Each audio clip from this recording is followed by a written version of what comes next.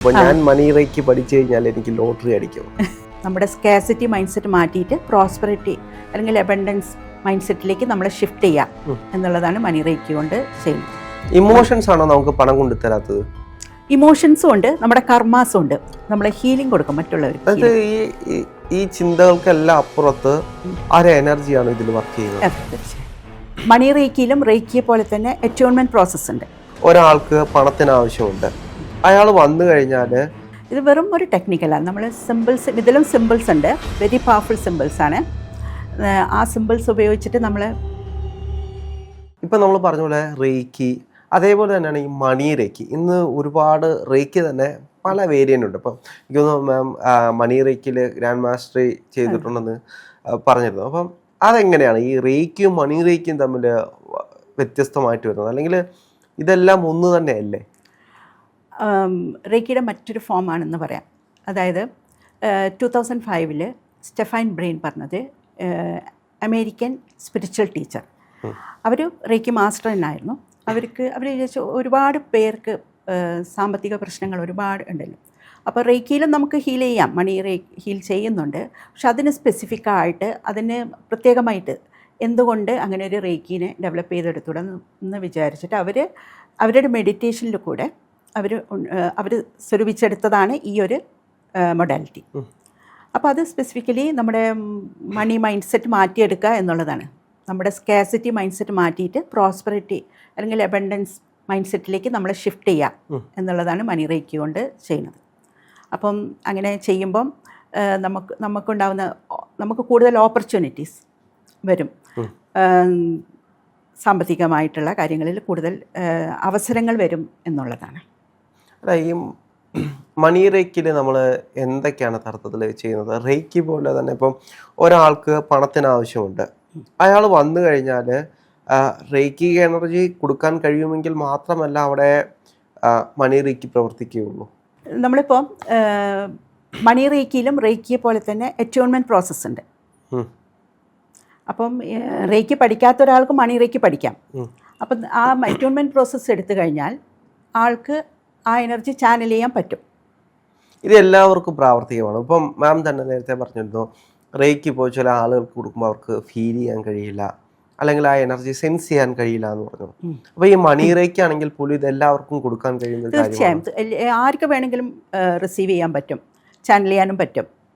Different അനുഭവങ്ങളായിരിക്കും, എല്ലാവർക്കും ഒരുപോലെ ആയിരിക്കണം എന്നില്ല, എല്ലാവർക്കും ആ സെൻസേഷൻ വന്നോളണം എന്നില്ല. പക്ഷേ റിസീവ് ആവുന്നുണ്ട്, വന്നില്ലെങ്കിൽ.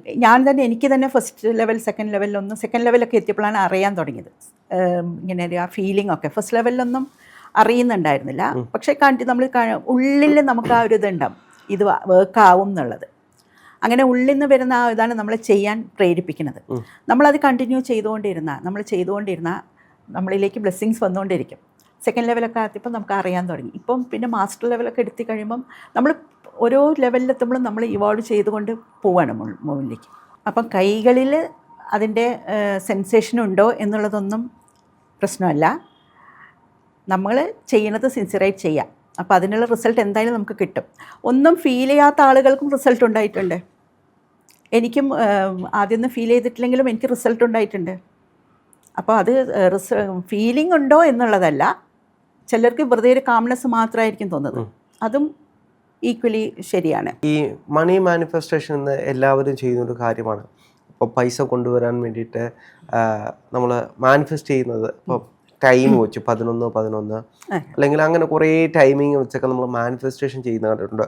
അപ്പോൾ ഇത് ഈ മണി റേക്കി എന്ന് പറയുന്നത് ഇതേപോലൊരു മാനിഫെസ്റ്റേഷൻ ടെക്നിക്കാണോ? ഇത് വെറും ഒരു ടെക്നിക്കലാണ്. നമ്മൾ ഇതിലും സിമ്പിൾസ് ഉണ്ട്, വെരി പവർഫുൾ സിമ്പിൾസ് ആണ്. ആ സിമ്പിൾസ് ഉപയോഗിച്ചിട്ട് നമ്മൾ പ്രെയറൊക്കെ പറയുമ്പോൾ തന്നെ നമുക്ക് വൈബ്രേഷൻ തുടങ്ങും. കൈകളിലും സഹസ്രാരത്തിലൊക്കെ നമുക്ക് അറിയാൻ പറ്റും. ആ ഷിഫ്റ്റ്, എനർജി ഷിഫ്റ്റ് പെട്ടെന്ന് നമുക്ക് തിരിച്ചറിയാൻ പറ്റും. അത് കഴിഞ്ഞ് നമ്മൾ ഹീലിംഗ് കൊടുക്കുമ്പം നല്ല റിസൾട്ട് ഉണ്ടായിട്ടുണ്ട്. നമ്മളിപ്പം മറ്റു ക്ലയൻസിനൊക്കെ കൊടുത്തവർക്കുമൊക്കെ, പല ജോലി കിട്ടാത്തവർക്കും അവർക്കൊക്കെ. പക്ഷേ എന്താ പ്രശ്നം എന്ന് വെച്ചാൽ, ഈ 7 days ഹീലിംഗ് ഒക്കെ എടുത്തു കഴിഞ്ഞവർ 8ാം ദിവസം വരും, നാളേക്ക് എൻ്റെ പൈസ ശരിയാവുമോ എന്ന് ചോദിച്ചിട്ട്. നമുക്ക് അങ്ങനെ അങ്ങോട്ടൊരു മാജിക് പ്രതീക്ഷിക്കാൻ പറ്റില്ല. ശരിക്കും നമ്മുടെ മൈൻഡ് സെറ്റൊക്കെ മാറ്റി നമ്മളിൽ ഷിഫ്റ്റ് ഉണ്ടാക്കുകയാണ് ചെയ്യുന്നത്. നമ്മളിലൊരു പ്രോസ്പെറിറ്റി മൈൻഡ് സെറ്റിലേക്ക് നമ്മളെ നീക്കിക്കൊണ്ടുപോവാണ് ചെയ്യുന്നത്. അങ്ങനെ ചെയ്യുമ്പോൾ നമുക്ക് പുതിയ ഡിസിഷൻസ് എടുക്കാൻ കഴിയും, കറക്റ്റായിട്ടുള്ള ഡിസിഷൻസ് എടുക്കാൻ പറ്റും. പിന്നെ നമുക്ക് പുതിയ ഐഡിയാസ് വരും, നമുക്ക് കസ്റ്റമേഴ്സിനെ അട്രാക്ട് ചെയ്യാൻ പറ്റും, കൂടുതൽ കസ്റ്റമേഴ്സിനെ ബിസിനസ്സിലൊക്കെ. അങ്ങനെ നമുക്കൊരു ക്ലാരിറ്റി കിട്ടും എന്ത് ചെയ്യണം എന്നൊക്കെയുള്ളത്. ഇതൊക്കെയാണ് ശരിക്കും നമ്മളിൽ കൊണ്ടുവരുന്ന മാറ്റം. നമ്മളിലാണ് മാറ്റം ഉണ്ടാവുന്നത്. നമ്മളിൽ മാറ്റം ഉണ്ടാകുമ്പോൾ നമ്മളൊരു മാഗ്നറ്റായി മാറും, മണീനെ അട്രാക്ട് ചെയ്യുന്ന മാഗ്നറ്റ്. പണം തന്നെ വരും. പണം റിയൽ മണി വരുന്നത് നമുക്ക് പ്രതീക്ഷിക്കാൻ പറ്റില്ല. ഇതുപോലെ നമുക്ക് ഓപ്പർച്യൂണിറ്റീസ് ഓപ്പൺ ആവും. അപ്പം നമുക്ക് വേറെ മണി ഫ്ലോ പല വഴി കൂടിയും ഉണ്ടാവും. അല്ലാതെ മണി ഇപ്പോൾ ലോട്ടറി പോലെ നമുക്ക് പിറ്റേ ദിവസം ലോട്ടറി അടിക്കുമോ എന്ന് അങ്ങനെയൊന്നും പ്രതീക്ഷിക്കാൻ കഴിയില്ല. അല്ല, എല്ലാവരും ചോദ്യം അതായിരിക്കും, ഇപ്പോൾ ഞാൻ മണി റേക്ക് പഠിച്ചു കഴിഞ്ഞാൽ എനിക്ക് ലോട്ടറി അടിക്കും. ലോട്ടറി അങ്ങനെ ഒരു ഈസി മണീനെ നമുക്ക് പ്രതീക്ഷിക്കാൻ വയ്യ. ലോട്ടറി അടിച്ചുകൂടാന്നില്ല, ഓരോരുത്തരുടെ വൈബ്രേഷൻ അനുസരിച്ചിട്ടാണ് ഇരിക്കുന്നത്. ഓരോരുത്തരുടെ ചിന്തകളും ഒക്കെ അനുസരിച്ചിട്ട് നമ്മളിൽ കിടക്കുന്ന പാസ്റ്റ് ലൈഫിൽ നമ്മൾ ചെയ്തിട്ടുള്ള പല കർമാസും മണി ബ്ലോക്സ് ആയിട്ട് നിൽക്കുന്നുണ്ട്. അതൊക്കെ മാറ്റാനാണ് മണി റേക്ക് സഹായിക്കുന്നത്. പല ഇമോഷൻസായിട്ടും നമ്മളെ ലോവർ ചക്രാസിലൊക്കെ ഇമോഷൻസ് ആയിട്ട് കിടക്കുന്നുണ്ട്. ഗിൽറ്റ്, ഷെയിം, നേരത്തെ പറഞ്ഞ ഗിൽറ്റ്, ഷെയിം, ഫിയർ, അതൊക്കെ മണി ബ്ലോക്ക് ചെയ്യുന്നുണ്ട്. ഇതിനൊക്കെ ഇമോഷൻസ് ആണോ നമുക്ക് പണം കൊണ്ടുതരാത്തത്? ഇമോഷൻസും ഉണ്ട്, നമ്മുടെ കർമാസും ഉണ്ട്. പൂർവ്വജന്മങ്ങളിൽ നമ്മൾ ചെയ്തിട്ടുള്ള ചില കർമ്മങ്ങൾ, പണം വെച്ചിട്ട് ചൂതാടുക എന്നുള്ള, പിന്നെ മറ്റൊരാളെ കൊല്ലാൻ വേണ്ടി പൈസ കൊട്ടേഷൻ കൊടുക്കുന്ന സംഭവമൊക്കെ ഉണ്ടല്ല, ഇങ്ങനത്തെയൊക്കെ പൂർവ്വജന്മങ്ങളിൽ ചെയ്തിട്ടുണ്ടെങ്കിൽ, പണത്തിനോട് റെസ്പെക്റ്റ് നമ്മൾ കാണിച്ചിട്ടില്ലെങ്കിൽ, നമ്മൾ അലക്ഷ്യമായിട്ടിടില്ലേ, നമ്മൾ സോഫ്റ്റ്വെയർ അവിടെ ഇവിടെയൊക്കെ അലക്ഷ്യമായിടുക, പേഴ്സിൽ പൈസ അടക്കി വയ്ക്കുക, ഇതൊക്കെ ചെറിയ ചെറിയ ആക്ട്സ് ആയിരിക്കും. പക്ഷെ അത് വലിയ റിസൾട്ട് ഉണ്ടാക്കുന്നുണ്ട്, നമ്മൾ അറിയുന്നില്ല. അപ്പോൾ ഇതൊക്കെ ഈ മണീനോട് ഡിസ്റെസ്പെക്റ്റ് കാണിക്കുമ്പോൾ തന്നെ നമ്മൾ പൈസ മറ്റൊരാൾക്ക് കൊടുക്കുമ്പോൾ ഉള്ള നമ്മുടെ മൈൻഡ് സെറ്റ്, അതൊക്കെ ഈ മണി ബ്ലോക്കായിട്ട് നമ്മളിൽ പ്രവർത്തിക്കും. പിന്നെ നമ്മുടെ ചിന്തകൾ, നമ്മൾ കൊടുക്കുമ്പം മറ്റുള്ളവർക്ക് നമ്മൾ എങ്ങനെയാണോ ഒരാൾക്ക് പൈസ കൊടുക്കേണ്ടത്, അങ്ങനെ എന്തെങ്കിലും നിയമങ്ങൾ വല്ലതുണ്ടോ? നമ്മൾ പൈസ കൊടുക്കുമ്പം അത് നമ്മളിലേക്ക് 100 ഇരട്ടിയായി തിരിച്ചു വരും എന്ന് സങ്കല്പിച്ചിട്ട് കൊടുക്കുക. അതായത് ഞാൻ ഒരാൾക്കൊരു 10,000 രൂപ കൊടുക്കുകയാണ്, ഈ പൈസ അയാൾക്ക് എല്ലാ നന്മകളും കൊണ്ടുവരട്ടെ എന്ന് പറഞ്ഞ് നമ്മൾ വിഷമിച്ചിട്ടും ഇതാക്കിയിട്ടും കൊടുക്കരുത്. അയാൾക്ക് എല്ലാ നന്മകളും കൊണ്ടുവരട്ടെ എന്ന് പറഞ്ഞിട്ട് കൊടുക്കുക. അത് എന്നിലേക്ക് 10 ഇരട്ടിയായിട്ട് തിരിച്ചു വരും എന്നും എന്ന് മനസ്സിലാക്കുക എന്നുള്ളൊരു തോട്ട് വയ്ക്കുക. അങ്ങനെ ചിന്തിച്ച് കൊടുത്തു കഴിഞ്ഞാൽ എനിക്ക് അതിൽ കൂടുതൽ പണം എന്നിലേക്ക് വരും. നമ്മുടെ മൈൻഡ് സെറ്റ് അങ്ങനെ മാറുമ്പം തീർച്ചയായിട്ടും വരും. എത്ര നാൾ പ്രാക്ടീസ് ചെയ്ത് കഴിഞ്ഞാൽ നമുക്കത് അങ്ങനെ പ്രാക്ടീസ് ചെയ്ത് നോക്കണം. കുറച്ച് ദിവസം പ്രാക്ടീസ് ചെയ്യുമ്പം നമ്മൾ ആ പ്രാക്ടീസ് ചെയ്യുന്ന സമയത്ത് മാത്രം പറഞ്ഞാൽ പോരാ, നമ്മളെപ്പോഴും നമ്മുടെ മൈൻഡ് സെറ്റ് അങ്ങനെ മാറണം. നമ്മൾ ചിലപ്പോൾ പ്രാക്ടീസ് എന്ന് പറയുമ്പോൾ പ്രാക്ടീസിലേക്ക് ഒതുങ്ങിപ്പോകും പലപ്പോഴും. ആ പ്രാക്ടീസ് കഴിഞ്ഞ് പിന്നെ പോകുമ്പോൾ ചിന്തിക്കുന്നതും പറയുന്നതൊക്കെ നേരെ ഓപ്പോസിറ്റ് ആയിരിക്കും. അങ്ങനെയല്ല, നമ്മളെ തന്നെ മാറ്റിയെടുത്ത് നമ്മളിൽ ആ ചിന്ത ഉറപ്പിക്കാൻ, അതിനാണ് നമ്മൾ 21 days പ്രാക്ടീസൊക്കെ പറയുന്നത്. നമ്മൾ ചിലപ്പം ചിലവരുണ്ട് രാവിലെ പ്രാക്ടീസ് ചെയ്യും, രാത്രി കിടക്കുമ്പോൾ പ്രാക്ടീസ് ചെയ്യും. അതിൻ്റെ നടുവിൽ എന്താ സംഭവിക്കുന്നത് എന്നുള്ളത് നേരെ തിരിച്ചായിരിക്കും. അങ്ങനെയല്ല, നമ്മൾ കൊടുക്കുമ്പോഴും എല്ലാ സമയത്തും നമ്മൾ ആ മൈൻഡ് സെറ്റിലേക്ക് നമ്മളെ എത്തിക്കുക. അപ്പം സ്വാഭാവികമായിട്ടും നമ്മളിലേക്ക് പൈസ വരുന്നത്. നമ്മൾ ഈ പണം കൊടുക്കുമ്പോൾ ബാർഗെയിൻ ചെയ്യാൻ പാടുണ്ടോ? ബാർഗെയിൻ ചെയ്യുക എന്ന് പറയുന്നത് ശരിക്കും, പ്രത്യേകിച്ച് നമ്മൾ ഈ റോഡ് സൈഡിലൊക്കെ ഇരുന്ന് കച്ചവടം ചെയ്യുന്ന പാവപ്പെട്ട ആളുകൾ ഇവിടെയൊക്കെ അങ്ങനെ ബാർഗെയിൻ ചെയ്യുന്നത്, ബാർഗെയിൻ ചെയ്ത് നമ്മൾ എന്തെങ്കിലും പൈസ കൊടുത്തു കഴിഞ്ഞാൽ നമുക്കത് വർക്കൗട്ട് ആവും. അതായത് ഇത്തരത്തിൽ പറയുന്ന രീതിയിലാണെങ്കിൽ നമുക്ക് തിരിച്ചു വരും എന്നുള്ള രീതിയിൽ നമ്മൾ കൊടുത്തു തിരിച്ചു വരും എന്ന് നമ്മൾ അവരോട് പറയാൻ പാടില്ല. തിരിച്ചു വരും എന്നുള്ളത് നമ്മളിൽ വെക്കുന്ന ഒരു സങ്കല്പമാണ്. നമ്മളിലേക്ക് തന്നെ തിരിച്ചു വരും എന്നല്ല, ഇത് എത്തുന്ന ഓരോ വ്യക്തിയെയും ബ്ലെസ് ചെയ്തിട്ട്, ഈ പണം എത്തുന്ന ഓരോ വ്യക്തിയുടെ കയ്യിലും ഓരോ വ്യക്തിയുടെ ജീവിതത്തിലും ബ്ലെസ്സിങ് ഉണ്ടാവണം. ആ പൈസ കൊണ്ട് അയാൾക്ക് നേട്ടം ഉണ്ടാക്കണം, അതുപോലെ എനിക്കും ഉണ്ടാവണം എന്നൊരു ചിന്തയാണ്. അപ്പോൾ എല്ലാവർക്കും നന്മ വരണം, അതിൻ്റെ കൂടെ എനിക്കും നന്മ വരണം. അങ്ങനെ ഒരു ചിന്തയിൽ കൂടെ പോകുമ്പോഴാണ് നമ്മളിലേക്ക് ആ അബണ്ടൻസ് ഉണ്ടാവുന്നത്. ഇങ്ങനെയാണോ മണി റേക്ക് വർക്ക് ചെയ്യുന്നത്? മണി റേക്ക് നമ്മൾ ആ ചിന്ത നമ്മളിൽ വയ്ക്കും. പക്ഷേ നമ്മൾ ക്ലയൻസിനോടൊന്നും അങ്ങനെയൊന്നും എഫർമേഷൻസ് ഒക്കെ പറഞ്ഞു കൊടുക്കും. സിമ്പിൾസ് ആൻഡ് ഇൻറ്റൻഷൻ, നമ്മൾ എനർജി അയക്കുകയാണ് ചെയ്യുന്നത്. നമ്മൾ ഹീലിംഗ് കൊടുക്കും മറ്റുള്ളവർക്ക്. അതായത് ഈ ചിന്തകൾക്കെല്ലാം അപ്പുറത്ത് ആ എനർജിയാണ് ഇതിൽ വർക്ക് ചെയ്യുന്നത്. അതെ, തീർച്ചയായും. ആ എനർജി എങ്ങനെയാണ് വർക്ക് ചെയ്യുന്നത്? അതായത് ഇപ്പോൾ പല എനർജികളുണ്ട്, അപ്പം എല്ലാ എനർജിയും ഒന്നാണ് എന്നാണ് പല ആളുകളും വിശ്വസിക്കുന്നത്. അപ്പോൾ ഈ മണി റേക്കിലെ എനർജി മാത്രം എങ്ങനെയാണ് പൈസ കൊണ്ടുവരാൻ അല്ലെങ്കിൽ പണം ഉണ്ടാക്കാൻ വേണ്ടിയിട്ട് അല്ലെങ്കിൽ പണം നമ്മളിലേക്ക് എത്തിച്ചേരാൻ വേണ്ടി മാത്രമായിട്ടൊരു എനർജി എങ്ങനെയാണ്? അല്ല, നമ്മുടെ ഇൻറ്റൻഷൻ ആണല്ലോ, എനർജി എല്ലാം ഒന്ന് തന്നെയാണ്. നമ്മൾ കൊടുക്കുന്ന ഇൻറ്റൻഷൻ അനുസരിച്ചിട്ടാണ് അത് പ്രവർത്തിക്കുന്നത്. നമ്മൾ എന്ത് ഇൻറ്റൻഷൻ വെക്കണോ അതാണ് നമുക്ക് നേടിത്തരുന്നത്. അതിനനുസരിച്ചിട്ടുള്ള സിമ്പിൾസും അതിനനുസരിച്ചിട്ടാണ് നമ്മൾ കൊടുക്കുന്നത്. അപ്പോൾ ഈ സിമ്പിൾസും അതിനനുസരിച്ച് മാറുമോ? ഇപ്പോൾ നമ്മൾ മാം റേക്കി പഠിച്ചു മറ്റൊരാൾക്കത് ചെയ്യാൻ നേരത്ത് അയാൾക്ക് പണമാണ് അയാളുടെ ആവശ്യകത. അപ്പോൾ അതിലേക്ക് ആ സജഷൻ കൊടുക്കുകയാണ്, ഈ എനർജി അയാൾക്ക് പണം ഉണ്ടാകട്ടെ എന്ന് പറഞ്ഞ് കൊടുക്കുകയാണ്. അപ്പോൾ അവിടെ റേക്കിക്കുള്ള സിമ്പിൾസ് ഉണ്ട്, അവിടെ ആ സിമ്പിൾസ് ആണോ കൊടുക്കുന്നത് അതോ മണി റേക്കിക്ക് പ്രത്യേകമായിട്ട് സിമ്പിൾസ് ഉണ്ടോ? മണി റേക്കിക്ക് പ്രത്യേകമായിട്ട് സിമ്പിൾസ് ഉണ്ട്. മണി റേക്കിയുടേതായ സിമ്പിൾസ് ഉണ്ട്. എനർജി ഫ്ലോ കൂട്ടാനായിട്ടും ബ്ലോക്സ് മാറ്റാനായിട്ടും മണി റേക്കി എന്ന സിസ്റ്റത്തിന് വേറെ തന്നെ സിമ്പിൾസും വേറെ തന്നെ അറ്റ്യൂൺമെൻറ്റ് പ്രോസസ്സും വേറെ തന്നെ ക്ലാസ്സുകളും ഒക്കെയാണ്. അത് വേറെ തന്നെ ഒരു മൊഡാലിറ്റി പോലെ അതിന് വേറെ തന്നെ എന്താണ് പ്രൊട്ടക്റ്റീവ് സിസ്റ്റം അങ്ങനെയൊക്കെ ഇട്ട് നമുക്ക് വേണമെങ്കിൽ റേക്കിയുടെ കൂടെ മണി റേക്കിയും കൂടി കൂട്ടി കൊടുക്കാം. ഒരാൾ ചോദിക്കുമ്പോൾ രണ്ടും കൂടി മിക്സ് ആക്കി. മാം പഠിപ്പിച്ചിട്ടുള്ള വിദ്യാർത്ഥികളിൽ ഈ മണി റേക്കി പഠിച്ചിട്ട് അത്ഭുതങ്ങൾ സംഭവിച്ചാരെങ്കിലും ഉണ്ടോ? അത്ഭുതങ്ങളല്ല, ജോലി കിട്ടിയവരുണ്ട്. അങ്ങനെ പണം ഇങ്ങനെ ബിഗ് മണിയൊന്നുമില്ല, അവരുടെ ലൈഫ് അവരെ ഹീലിംഗ് കൊടുത്തിട്ട് പലരും പറഞ്ഞത് ഹോപ്പ് എന്നുവെച്ചാൽ പ്രതീക്ഷ നഷ്ടപ്പെട്ടിരിക്കുന്നവർക്ക് പ്രതീക്ഷയാണ് ഉള്ളിലുണ്ടാവുന്നത്. അതൊരു എനർജി ഷിഫ്റ്റാണ് അവരിലുണ്ടാവുന്നത്. ആ മൈൻഡ് സെറ്റ് മാറിയതിൻ്റെ ലക്ഷണമാണത്. അല്ലാതെ പെട്ടെന്നൊരു അത് കുറേ കർമാസ് ക്ലെൻസ് ചെയ്യാനുണ്ടാവും. ക്ലീൻ ചെയ്യാതെ കിടക്കുന്നത് കൊണ്ടാണ് നമ്മളിലേക്ക് അത് വരാത്തത്. നമ്മൾ എനർജറ്റിക്കലി പിന്നെയും ക്ലെൻസ് ചെയ്ത് കുറേ ഡീപ്പായിട്ട് പോവേണ്ടതുണ്ടാവും അവരുടെ ലൈഫിൽ. നമ്മുടെ കർമാസ് എവിടെ വരെ കിടക്കണമെന്ന് നമുക്ക് അറിയില്ലല്ലോ. നമ്മൾ എന്തൊക്കെയാണ് ചെയ്തിട്ടുള്ളതെന്ന് നമുക്കറിയില്ല പൂർവ്വജന്മങ്ങളിൽ.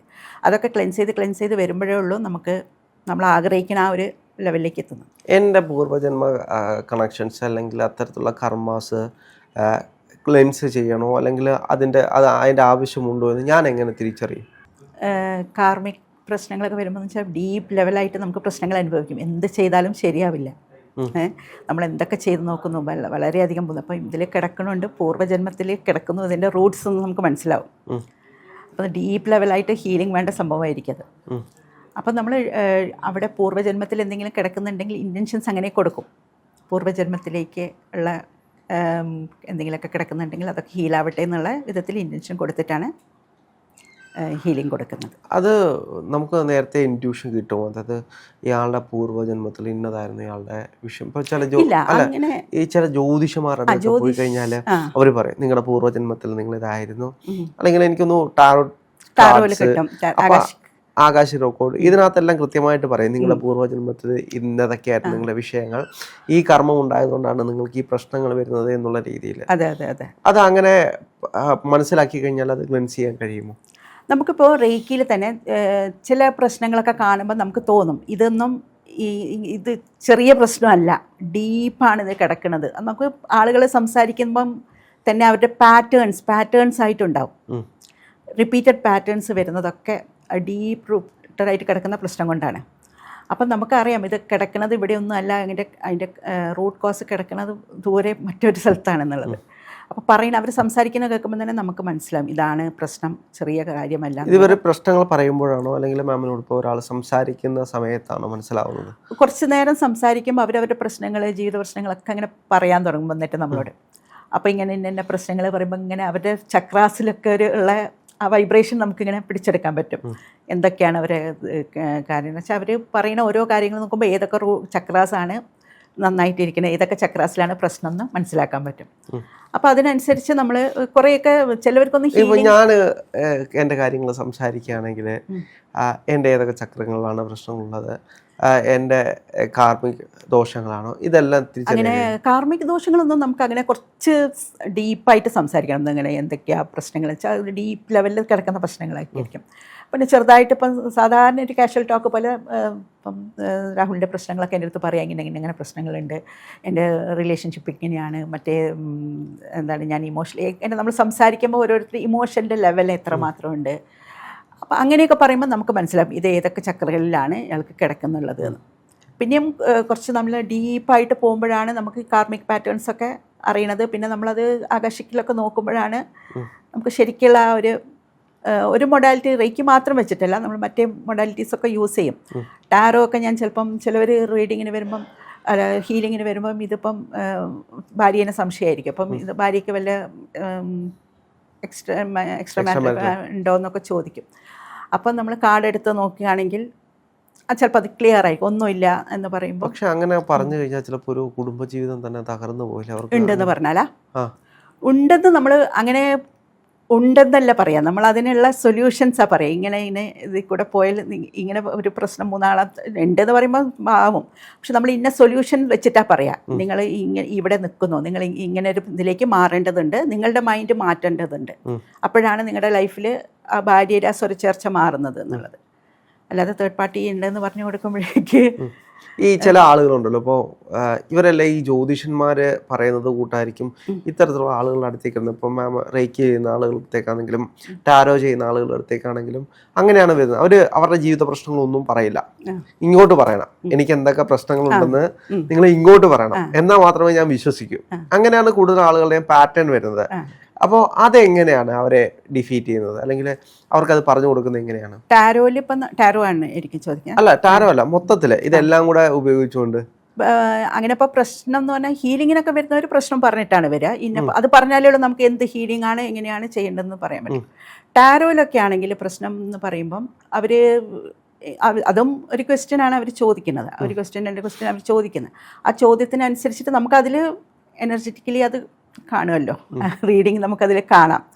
അപ്പം നമ്മളിത് ഇന്നതാണ് പ്രശ്നം എന്നുള്ളത് പറഞ്ഞു കൊടുക്കുമ്പം മിക്കവ ശരിക്കും അത് ഓക്കെ ആയിരിക്കും അവർക്ക്. അവരുടെ ആ വൈബ്രേഷൻ അനുസരിച്ചിട്ടുള്ളതാണ് നമ്മൾ എടുക്കുന്നത്. കറൻറ്റ് സിറ്റുവേഷനിൽ അവരുടെ എനർജി എന്താണ്, അതാണ് ആക്ച്വലി അവരുടെ സബ് കോൺഷ്യസിനെയാണ് അത് റിഫ്ലക്റ്റ് ചെയ്യുന്നത്.